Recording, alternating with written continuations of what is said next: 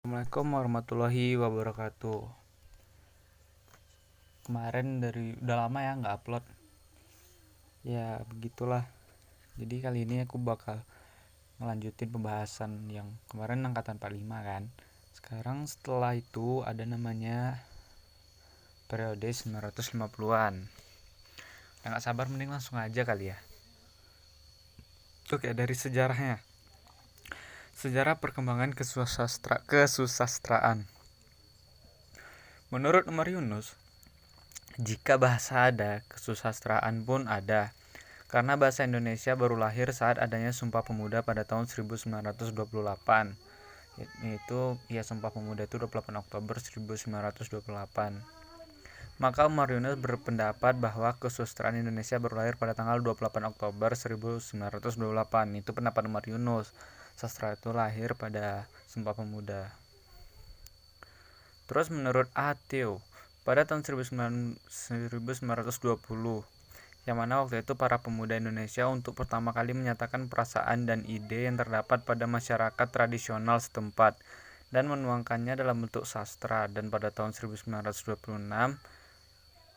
karena pada tahun ini terbit novel Merah Hari Siregar, yaitu berjudul Azab dan Sengsara. Jadi itulah sejarah perkembangan sastranya ya. Terus ke karakteristik pada angkatan ini. Umumnya karya sastrawan pada tahun 1950 sampai 1960-an. Terus sampai tahun 1950 sampai 55, sastrawan angkatan 45 juga masih menerbitkan karyanya. Jadi di antara pengarang pada angkatan 45 ada yang menerbitkannya di periode ini. Terus corak karya cukup beragam karena pengaruh faktor politik, ideologi, partai. Ada lagi terjadi peristiwa G30 SPKI sehingga sastrawan lekra disingkirkan. Gaya epik bercerita berkembang dengan berkembangnya puisi cerita dan balada dengan gaya yang lebih sederhana dan puisi lirik. Gaya mantra mulai tampak balada-balada. Terus gaya ulangan mulai pada berkembang meskipun sudah mulai oleh angkatan 45. Gaya puisi liris pada umumnya masih meneruskan gaya angkatan 45. Gaya slogan dan retorik makin berkembang. Jadi begitu. Terus ada namanya ini sastra majalah. Apa sih itu sastra majalah? Nih biar saya jelasin. Sejak tahun 1953, Balai Pustaka kedudukannya tidak menentu. Penerbit ini berkali-kali mengalami perubahan status. Ditambah lagi penempatan pimpinan yang bukan ahli serta anggaran yang tidak mencukupi menyebabkan kemacetan produksi. Oleh karena itu, aktivitas sastra terutama hanya dalam majalah-majalah seperti Gelanggang atau Siasat, Miambar Indonesia, Zeni, dan Pujangga Baru.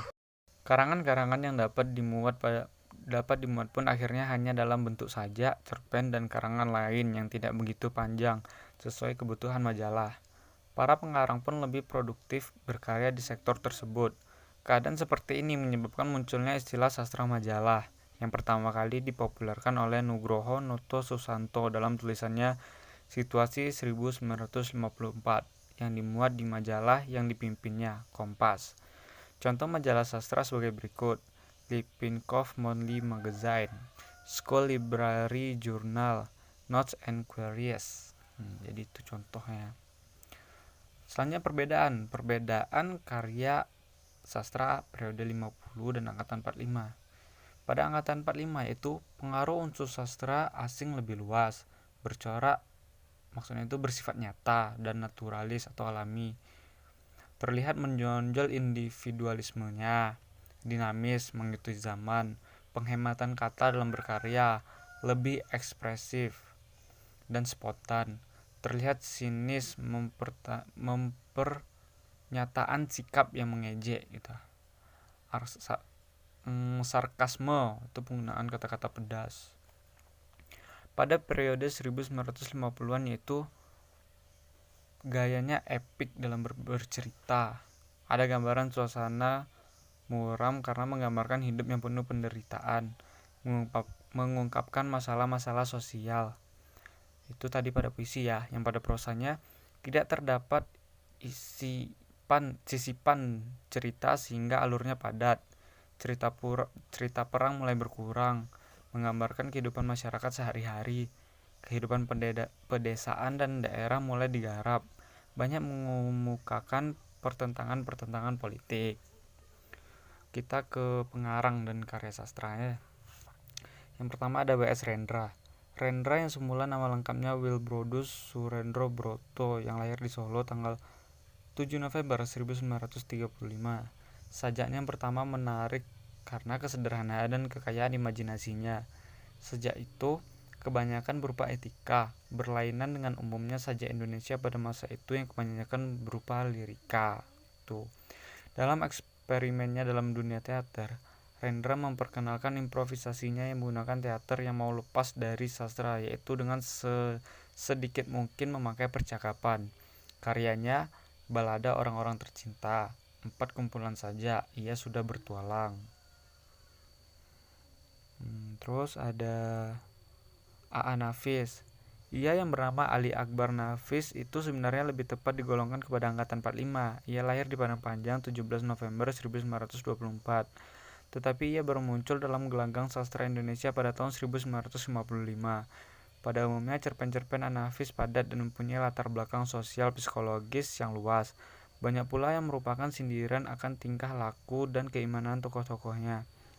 Berdasarkan buah tangannya yang nyata, banyak mempersoalkan masalah-masalah keimanan dan keagamaan Islam. Pantas benar, Nafis disebut sebagai seorang pengarang Islam. Karya-karyanya Robohnya Surau Kami, Hujan Panas, dan Biang Lala serta Kemarau, roman. Terus ada N. Hadini. N. Hadini lahir di Semarang pada tanggal 29 Februari 1936. Mulai menulis cerpen yang dimuat dalam majalah Kisah dan lain-lain. Dalam cerpennya, Dini menunjukkan perhatian yang lebih besar terhadap kepincangan sosial yang dia lihat dan terjadi di sekelilingnya. Misalnya dalam cerpennya yang berjudul Kelahiran dan Perempuan Warung. Di sini kemudian menikah dengan diplomat Perancis.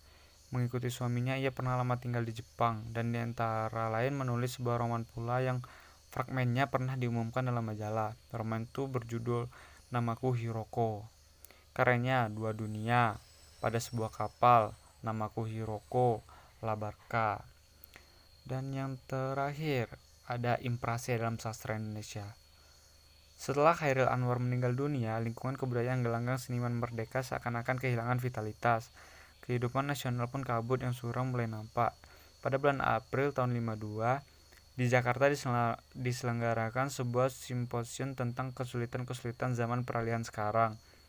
Dalam simposium yang diselenggarakan oleh golongan kebudayaan gelanggang, Lekra, Liga Komponis, Pen Klub Indonesia, dan Pujangga Baru itu telah dibahas kesulitan-kesulitan zaman peralihan. Ditinjau dari sebuah simposium tentang kesusastraan Indonesia, disinilah untuk pertama kali bicarakan tentang impasse atau kemacetan.